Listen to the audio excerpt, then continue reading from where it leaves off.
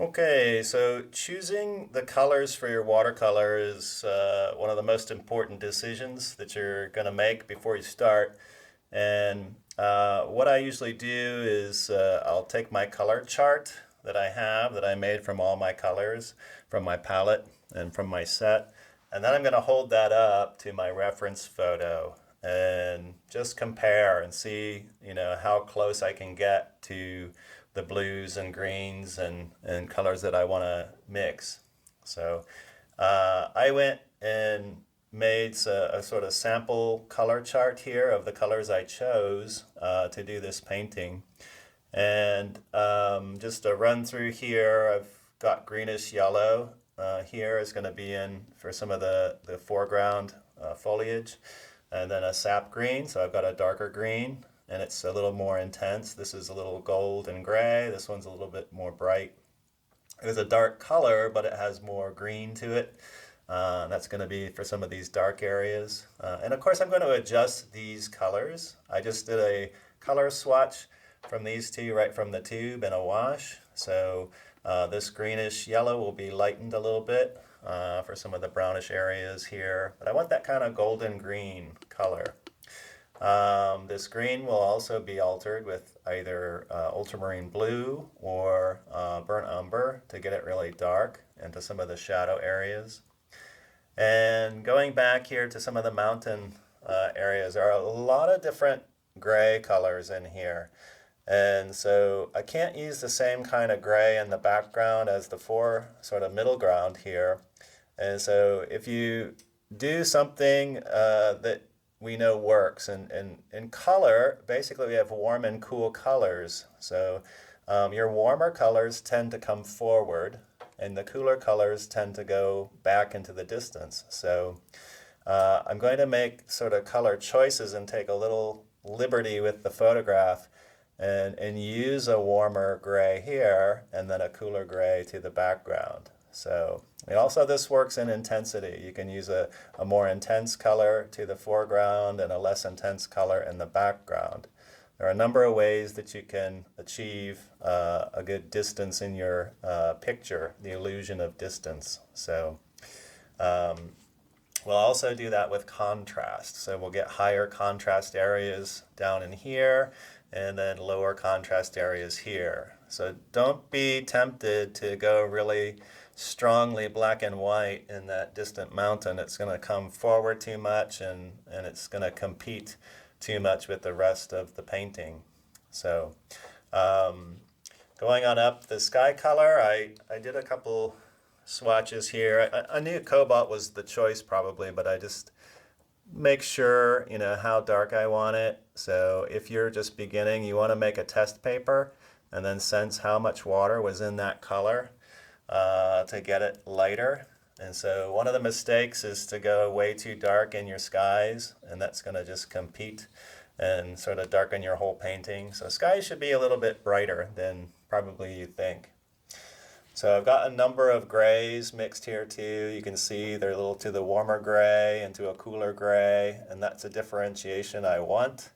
I'm using a lot of the same blues like Prussian blue and ultramarine blue into my ground. And so these colors have a kind of family. So if you put out your colors like this and you enjoy these color combinations, then you know it's going to look nice in your finished painting. So if you see a color that just doesn't quite seem to fit, then don't put it in your painting. It's quite simple. So we're going to get started with our painting, and we're going to start from top down. And the reference photo you can download at the bottom of this video. I took this from the New Zealand Department of Tourism, and so it's a public domain photo, so you can use this photo no problem. But I did go to New Zealand a number of years ago. I think it was 2004, and I did some drawings and paintings there, and I just don't have them with me. I'm living in Korea now, and I had to go to the internet to find my reference photo. So let's get started.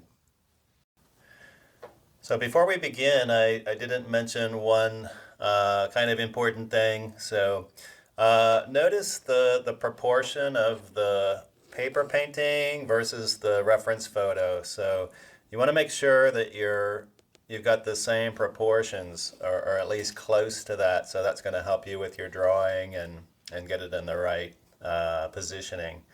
So we're going to be doing the sky first, and I did some test colors here to decide on my sky color again, and I'm going to go with sort of about this light color here, and then I'm going to not wet my paper first. I'm just going to put this wash in, and then I'm going to soften the edges a little bit with some wet brush. I'm going to use this mop here, and I like to use a mop because it's really, it doesn't have any sharp edges like a flat will give you. So I'm going to go ahead and put in the first wash here.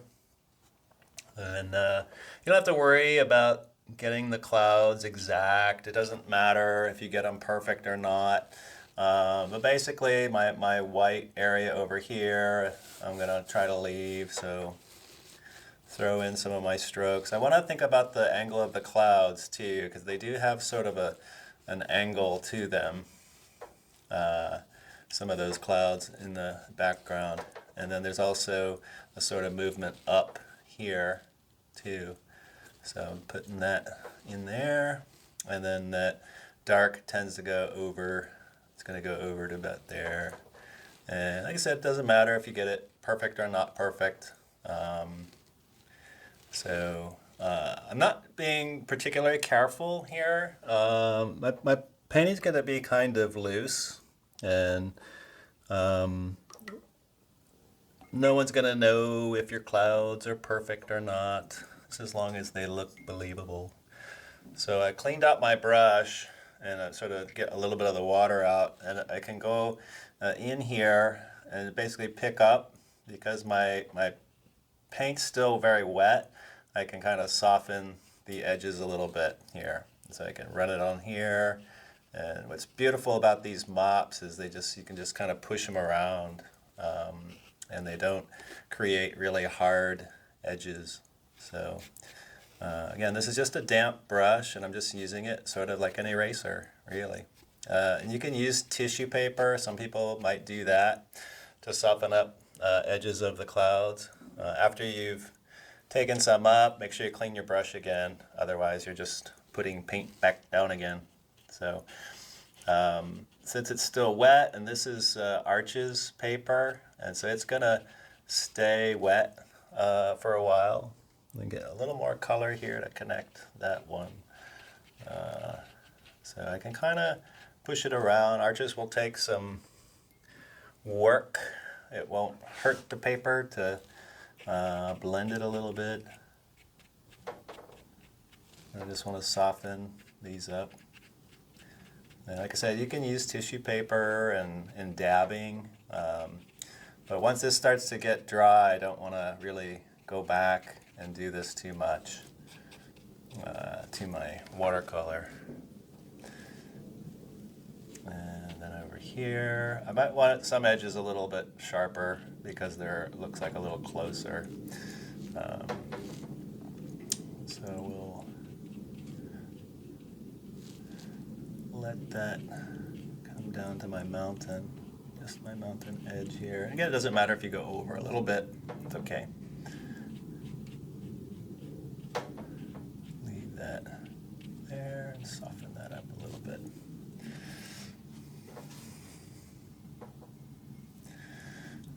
So basically got clean water in my brush, and just scrub that. Okay. So it's almost dry, so I don't want to do too much more to it. It's almost dry. Get rid of that kind of hard edge there. So if you have too hard an edge, you can kind of erase a little bit with your brush. Okay, so I think we'll leave that there for the first kind of layer of the clouds, and then after that dries, and I could go now into it, this is going to be a little bit more grayish in color up here. So what I'm going to do is gray down my sky color a little bit. I'm going to use just a little kind of Prussian blue in there, a very light wash. I'm using my same sky color, but I just added a little Prussian blue to it, and it'll kind of gray it. So I've got a little bit of grayness here to these clouds. And so I might just leave that as it is. If you want, you can still kind of play with it and, you know, move this around or take some out. If you want to, not happy with it, you can soften the edge a little bit.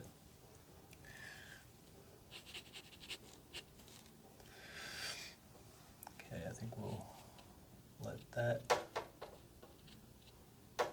dry there.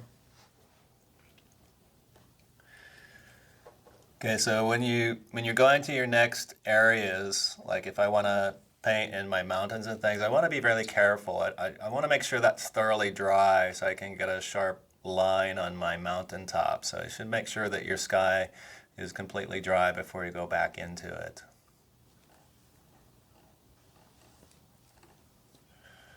So while we're waiting for that, we can go in and put in a wash down near the base.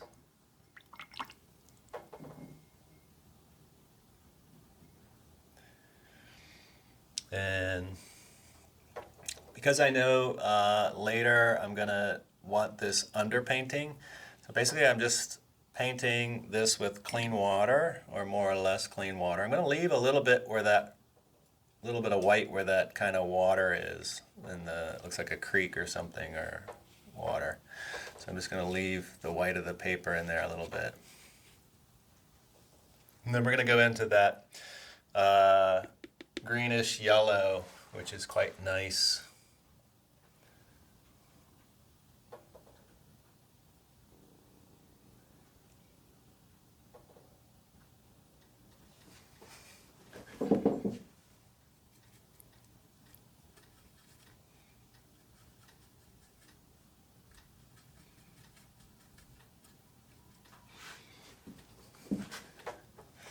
I don't want this too bright. It's going to dry lighter because I put water on here already. So pull that down. Now where I didn't wet the paper, that paint's not going to go where I didn't wet the paper, so it will stay white in there. And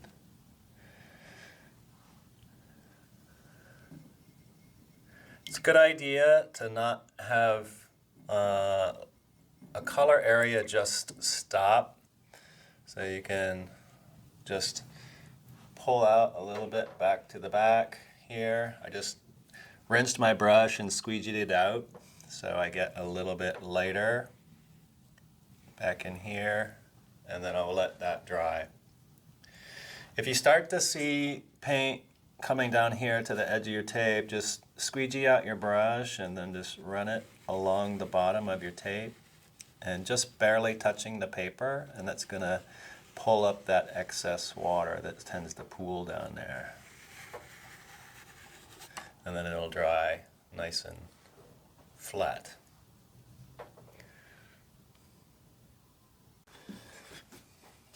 So I've mixed some values for my mountain in the background, and this is Prussian blue, a little ultramarine, and some neutral tint. And so it's going to be a good cool gray for my background.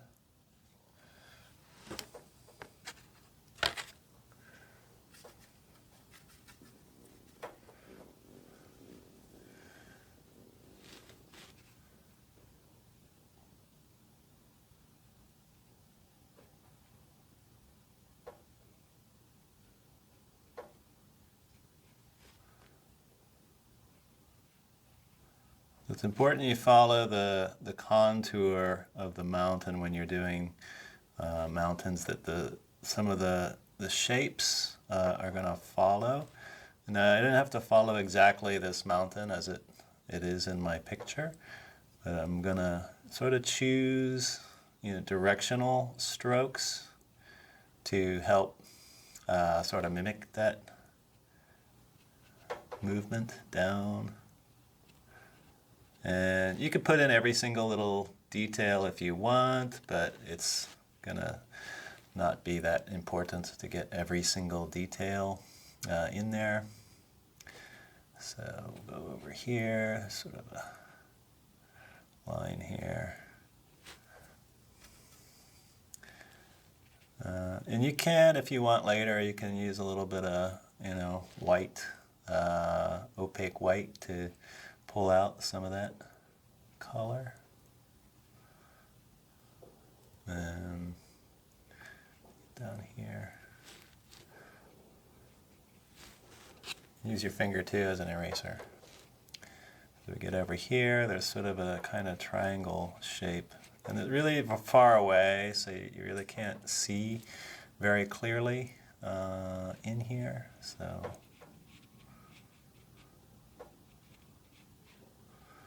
but these little directional lines will help pull your eye down, change the direction a little bit.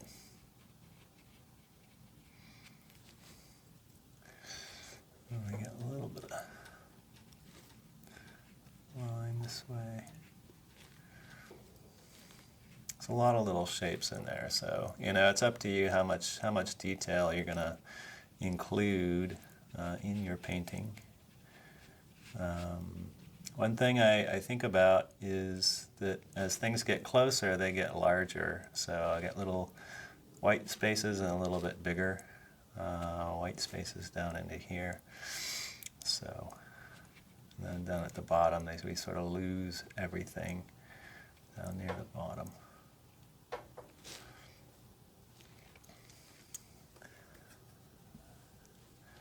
So that's the great thing about landscape painting. You can you can invent it as you go, just using a little perspective knowledge that you have will help you in that. Things get smaller when they get farther away from you. They get bigger when they come closer to you.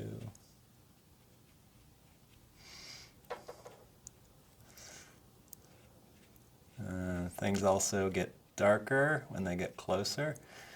They get brighter, more intense. Sorry, the more intense color, but sometimes it's a higher contrast between lights and darks. So I can keep adding in here and do a little more this and that. Some kind of dry brush can help, just a little bit to the side. I don't want to go over too many times because I'm going to darken my color in here, but I can go into the other shapes here where there are some little specks of color. And that helps give some more realism to it. Make sure you're turning your brush too, so you don't always have the same direction of your brush mark. Having something that's exactly the same is going to look a little odd in your painting. So as I'm getting up to here, I'm going to go ahead and continue, but what I'm going to do is just darken the color a little bit. And so I'm going to let that dry for now. And then when we come back, we're going to go into a warmer mix. We're going to use this same base mix and include it in our mix when we go over to here to get a warmer color.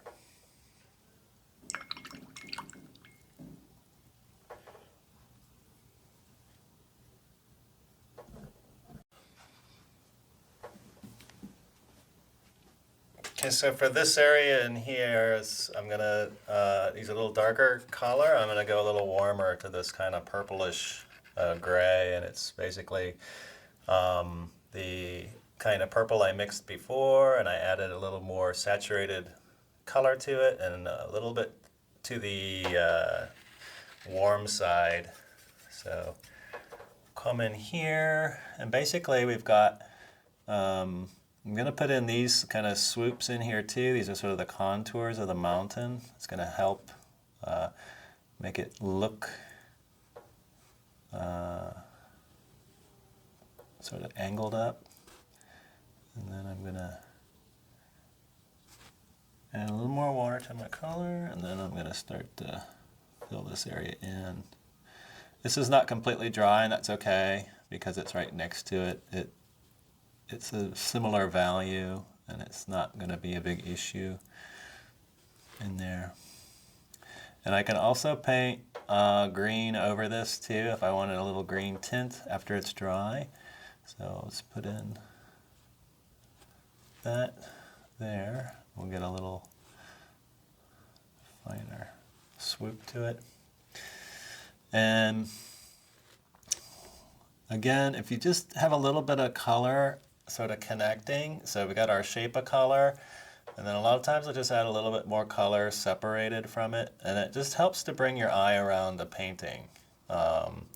Sometimes the trick is to take care of that color over to the other side too. So we could have a few areas of this color over here as we get into our shadow areas. And so I'm going to do that. We'll put a little bit over here. Just a touch to drag my eye over here. Let's touch it in there again, get a little darker.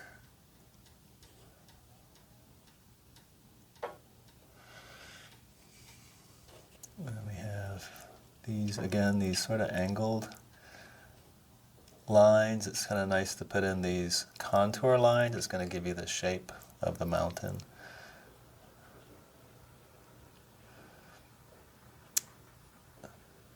And then we got some kind of funny striations or in the mountain there, and I'll just put in this purple here as the kind of shadow areas of that.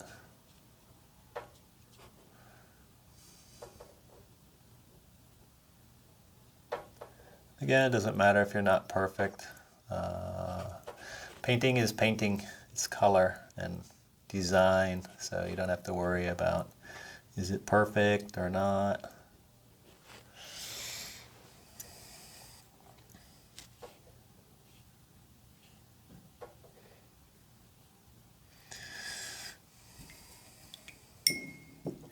So if I get a line that I don't like, just rinse your brush out and sort of squeegee it off. And so it's just clean water and go back in. I normally don't lift with my good brushes, and I'll show you what I use.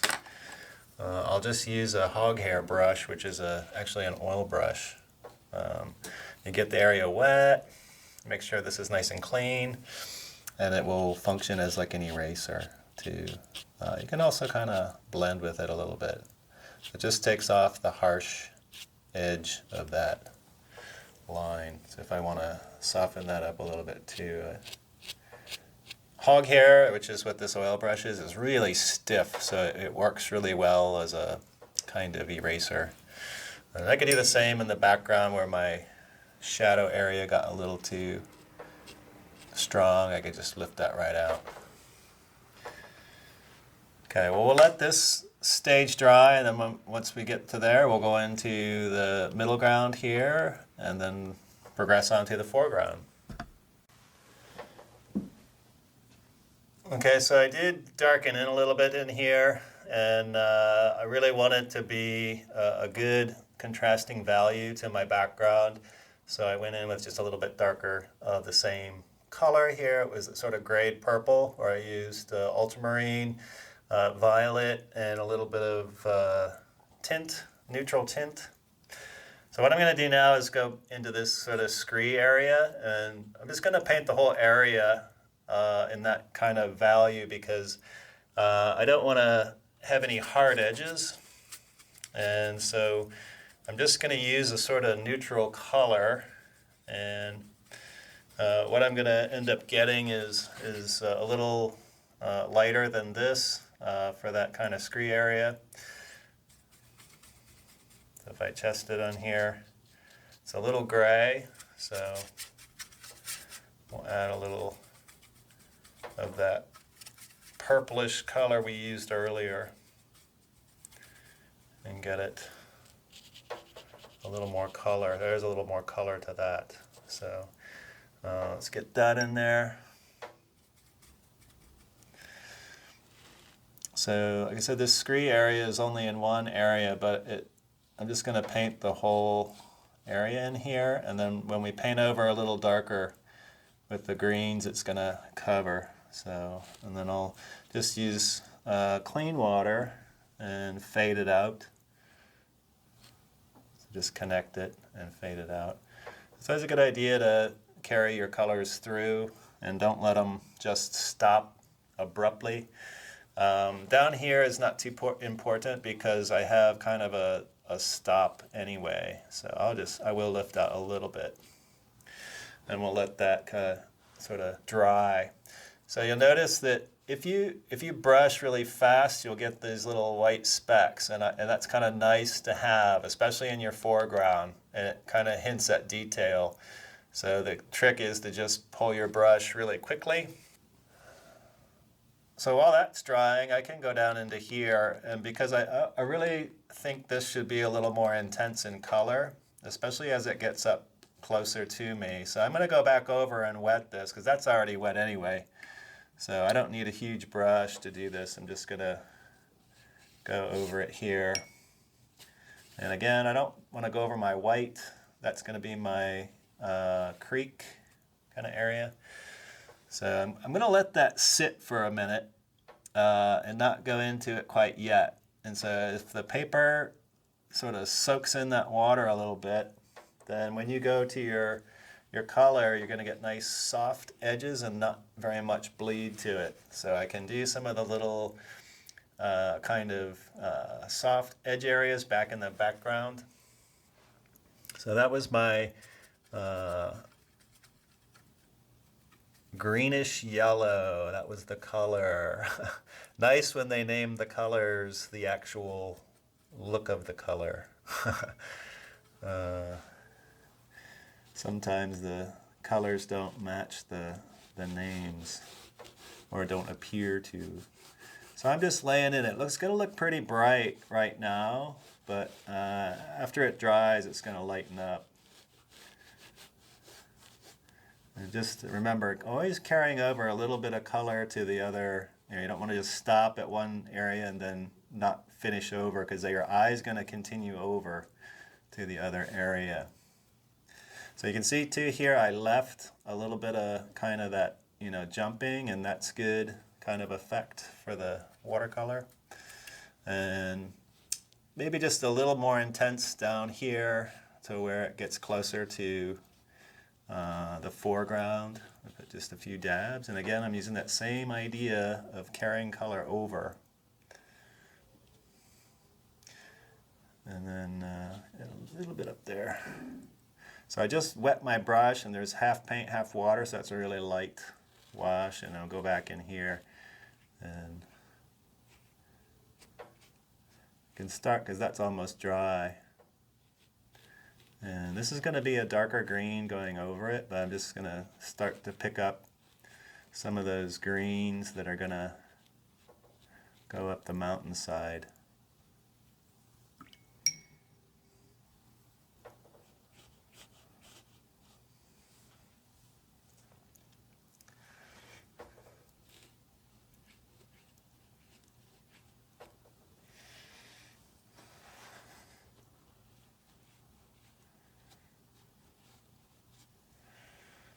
So I'll let that dry.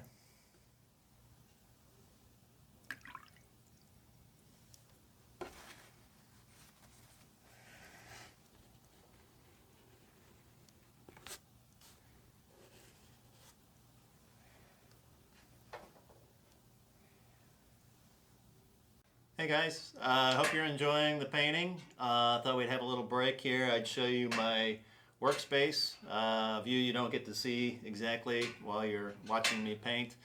I do have on my table, I have 2 palettes here, and I use 2 because I really need it for the mixing area. And it's a good idea also to, don't clean your palette. Every color you mix and finish painting, don't clean it off. Just keep it there, and because you probably come back to it.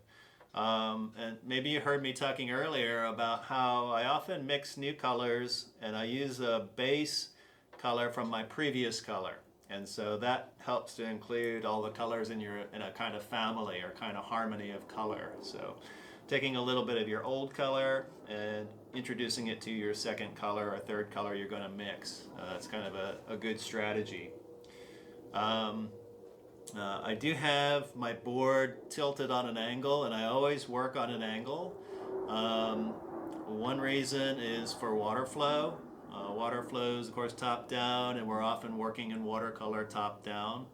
So that's the first reason. And then the second reason is because it's a better viewing angle. So if your board is just flat to your table, it's not a very good view. You get a little warped perspective to your picture. So tilt it up a little bit. And I could even do more, but for camera, when I was filming for the camera, I don't want it too angled or I can't get the camera on there. But I oftentimes I'll have it a little bit higher for a small painting, just so it's easier for me to see it. Because these little paintings don't really flow much. We're kind of in there tight and small. What you couldn't see also in the video was that I have a black and white printout of my reference photo. And I oftentimes work from a black and white picture because what that allows you to see is the value better, the contrast of light and dark. So value is number 1 really in painting, and then color is number 2. Really it might be surprising, but actually value is the most important thing in making a believable three-dimensional space, creating the illusion of space. You're dealing with contrast. So low contrast, gray on gray, you get very far away, and then high contrast of black and white comes very close to you. So so important. Of course, there are many other things, edge and color intensity and lots of other techniques to create the illusion of space, but value is a big one. So black and white picture is handy. I've got the color picture on my computer monitor over there. You can't see it off camera. So I'm using that for color reference, and then I'm using my black and white photo. But I'm really not looking at my photo very much, the color one, because I already did my color choices and I already decided where I was going to be doing those. So I'm not too set on exactly matching my color perfectly. I just wanted a good beginning to start with. So I do have a number of brushes here and loads of other paints and things, but I don't always use it for every painting, and I think you've noticed that I'm probably using about 7 or 8 colors for this painting. Could probably do with fewer, but I'll list those colors again on the video. Well, break time's over. Let's get back to work.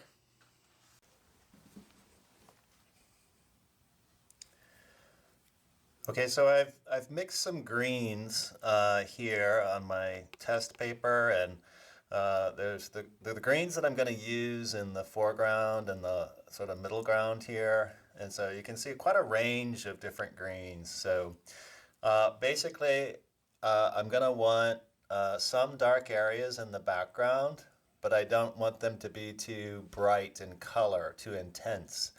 So I can go with a more neutral dark, one that's more of a gray in here.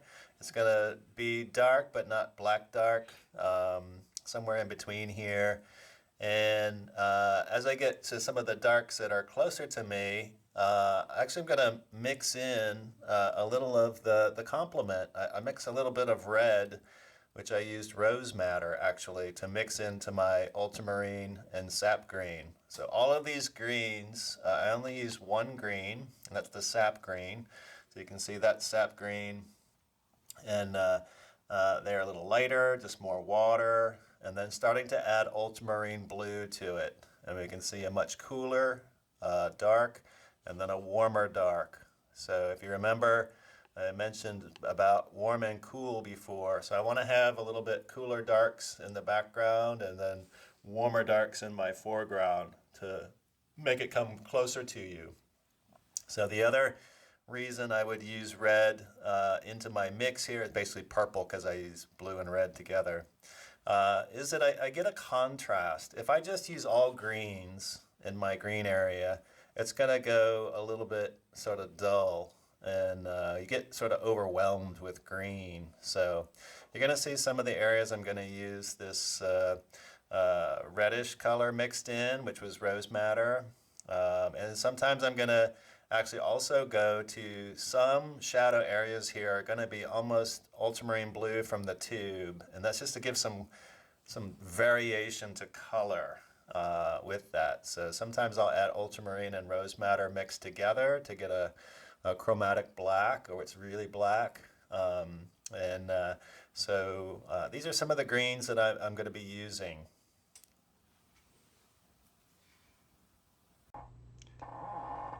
So this is a time lapse. Of course, you can see it moving pretty fast here. Just because I'm putting in a lot of little areas, and I'm using those colors I mentioned. It was the ultramarine and sap green, and I grayed it a little bit for the background in there. So the lines I'm putting in there are following the contour of the mountain, so you can see that the brush strokes are going to follow your contours. So that's kind of important that you have those directional lines there.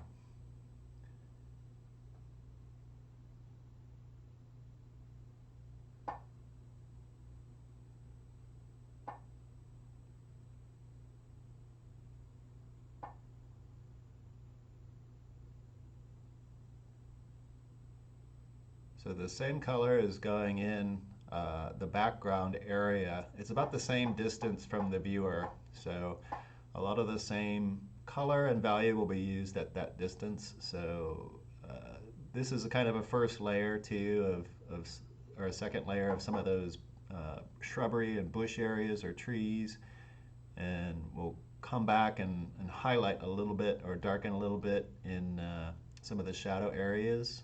And if you want to, a good way to create distant shadows is to use the same color, but just go back one more time with the same color, and it will darken slightly, so you don't have a real strong contrast of shadow.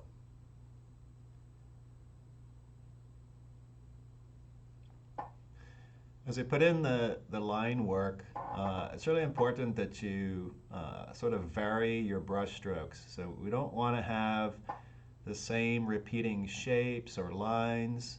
You want to really try to stagger lines and dots and little marks so it looks a little more natural. So there it's still the same color. And I've just added some to that left side mountain to kind of transition up.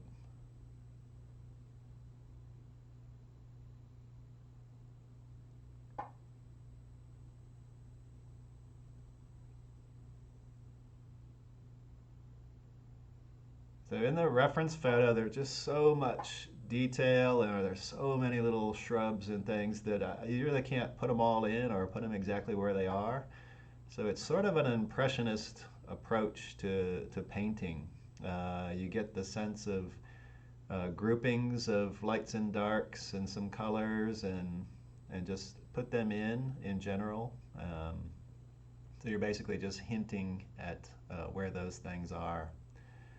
So as I'm getting closer to the foreground, I'm adding more green to my paint mix, so it's a little more intense in color, and it will be different than the background green. And so again, side to side and the same distance from you, so all that foreground sort of band is going to have a lot of that more intense green mixture. And Again, sometimes I'm dabbing my brush, you can see, and sometimes dragging it to give a little variation to my brush stroke. So allowing for some of the dry brush so you're not, covering in a solid form is a good idea too. You'll see I'm holding my brush a little different too as I paint. Sometimes I angle it more to a point, sometimes to the side. And there's just lifting out some. You can just quickly lift out. Arches watercolor paper stays very wet for a long time, so that's one of the things I really like about Arches. So other papers are more slow drying. But if you're working on a 140 pound, that's what this is, a 140 pound weight watercolor paper. It's going to be a medium dry time. If you want more dry time, you can use a thicker paper, especially when you're working wet into wet. 300 pound watercolor paper will stay wet longer and allow you more time to go back and erase something or lift out or bleed colors. So again, I'm just putting in some sort of hints of small trees and bushes. And I like this sort of keep a horizontal line. As you're getting in the foreground, everything is pretty horizontal. So your eye is going to connect these horizontal lines, even though I'm not drawing them exactly across. But your eye will pick up this sort of dotted line and fill in the gaps.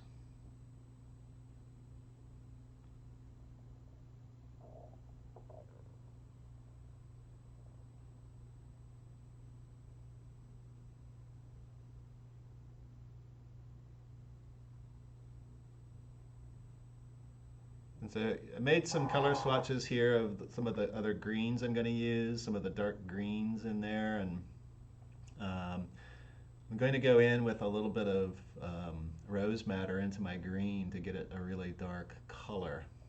And also rose madder will function as a really warm dark green when I mix it in with my green and a little ultramarine.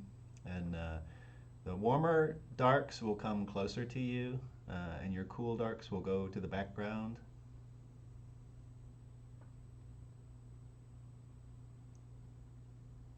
So probably near the end of my painting, I'll add some even darker areas right at that very bottom area, just to bring it out more. So always remembering that the watercolor is going to dry lighter. So as you're putting the darks on, it's going to go a little lighter once it's dry.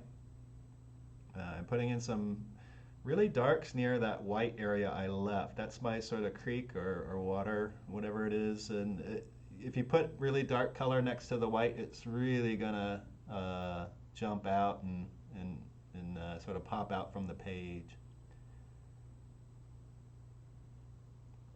Again, as I go back to the background too, my brush strokes are smaller. So that's a kind of perspective technique. So bigger brush strokes in your foreground, bigger shapes of color. Going to the background, we're just getting to smaller brush strokes.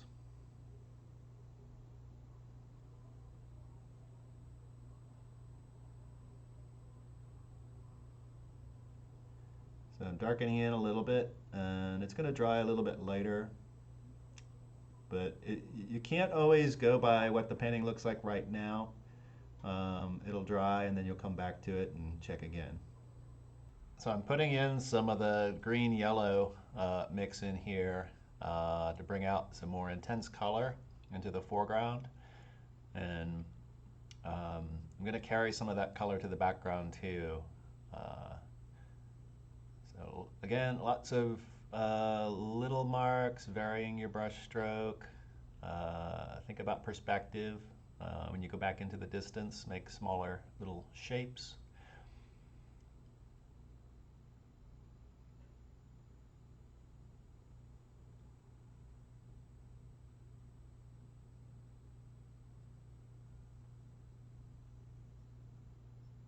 So pretty much for this whole painting, I've used this Winsor and Newton Kolinsky Sable, Series 7, size 7. And so this is a really small painting, so you don't want to go to, of course, a bigger brush, but this painting, you can kind of sense the scale of it. It's just about double a postcard size. And that's a good size for beginners, because even though that looks like a small piece of paper, I think you've seen how much going back and forth and how much time it takes to actually even finish a small painting. Um, so this whole demonstration was done over 2 days. So of course, dry times. I usually wait. I don't use a hair dryer. I just kind of wait and let it dry and do something else. And oftentimes I have a second watercolor I'm working on. So I have these on a board, so I can just switch out the boards and work on my other watercolor while the first one's drying.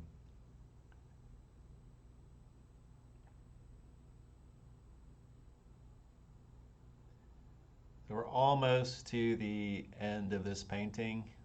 It's now more or less darkening darks, uh, getting a good look at your painting. It's a good idea to kind of step away from it and take a look and decide what you want to add. So I know here in the foreground I need higher contrast, so these darks are going back in.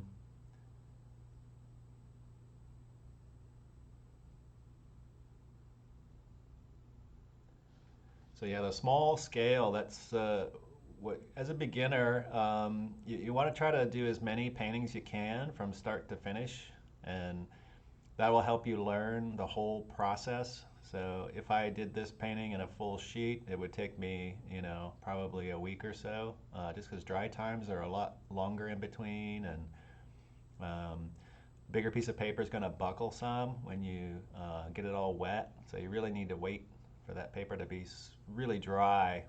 In a small sheet, you can fill in areas very quickly, and then make your color choices more close together and how they work as a whole all together. And then you also get the kind of satisfaction of completing a painting, um, and having that feeling of success when you've finished.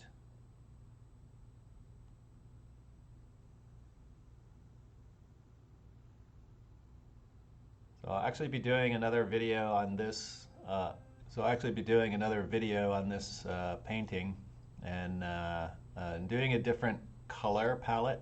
So I'll do a limited palette where I'll just use about 4 colors, and it's good exercise. So I'll do that for beginners to really get control of color mixing and understanding how color works. So working in a very limited palette is a good way to explore the range of possibilities within a color.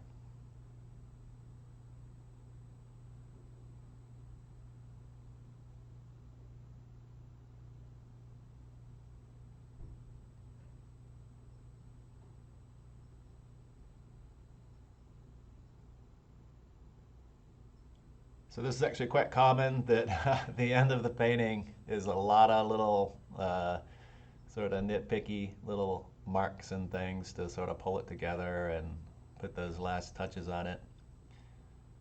So that's why I sped this up for you.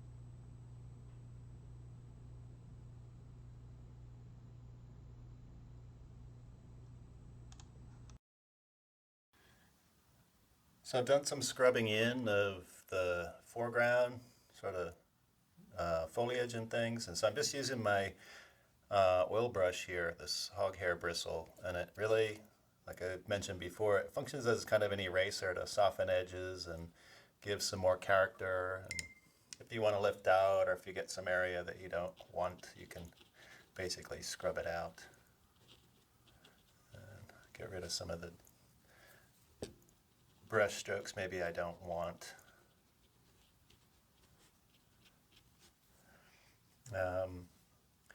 I'm looking at the colors here, and this is a little too green for my liking. So what I'm going to do is actually do a wash over that a little bit of kind of an orangey brown, very light color of orange. So I'm going to use like a cad orange and raw sienna, and just to give it a little variation, because it's a little too green everywhere.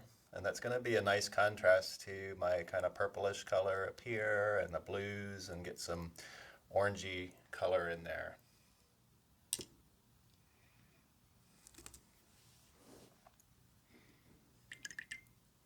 So this is actually yellow ochre and orange. So if you just test it on your paper, you can get an idea what that's going to look like.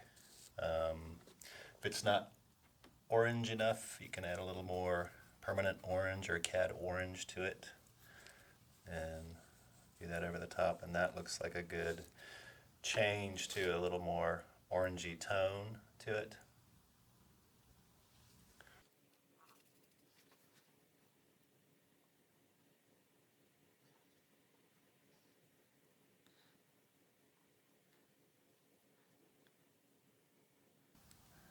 Be careful not to push too hard, otherwise it's going to lift the color underneath.